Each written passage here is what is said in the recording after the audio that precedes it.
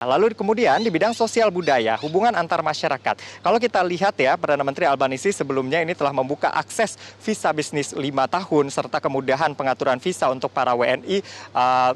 Karena kita tahu juga banyak WNI yang bersekolah di sejumlah kota dan universitas ternama yang ada di Australia. Tentu ini menjadi penting ya, apalagi salah satu fokus dari Presiden Prabowo Subianto adalah membangun sumber daya manusia. Membangun sumber daya manusia salah satunya adalah dengan pendidikan yang baik.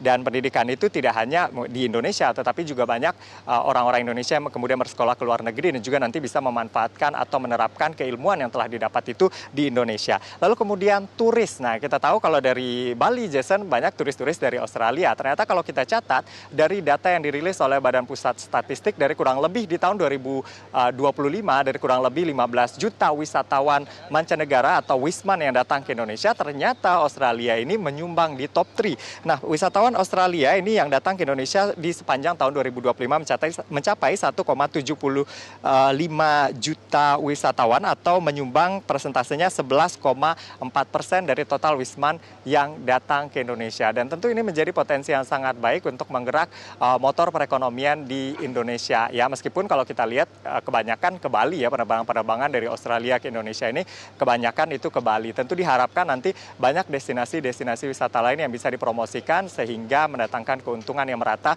bagi masyarakat Indonesia.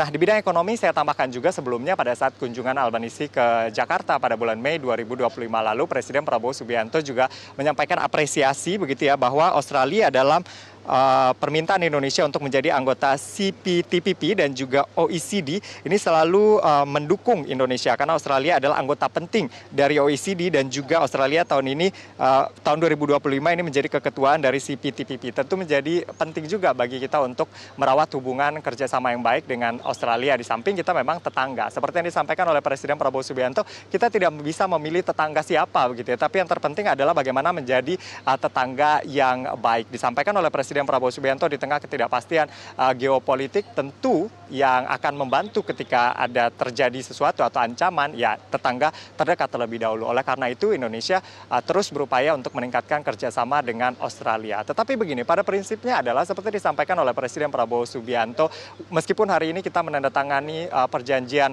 kerjasama keamanan bersama dengan Australia, tetapi yang terpenting dan ini sudah berulang-ulang juga disampaikan oleh Presiden Prabowo Subianto bahwa sikap kita adalah bebas aktif atau non-blok. Indonesia menjalin kerjasama atau berteman dengan siapapun. Seperti prinsip yang disampaikan selalu adalah 1.000 kawan terlalu sedikit, 1 lawan terlalu banyak. Tentu untuk menjadi negara yang bebas aktif, negara yang tidak berpihak kepada blok manapun dan juga aktif menjaga stabilitas di kawasan di tengah kondisi geopolitik saat ini tentu bukan menjadi hal yang mudah, ada tantangan di situ. Tetapi yang terpenting apa langkah-langkah yang dilakukan oleh Indonesia harus berdasarkan kepentingan nasional. Itu yang harus di-highlight dan harus digarisbawahi. Sambil kita juga menunggu nanti pernyataan pers bersama yang akan disampaikan oleh kedua pemimpin setelah pertemuan pada pagi hari ini. Jason.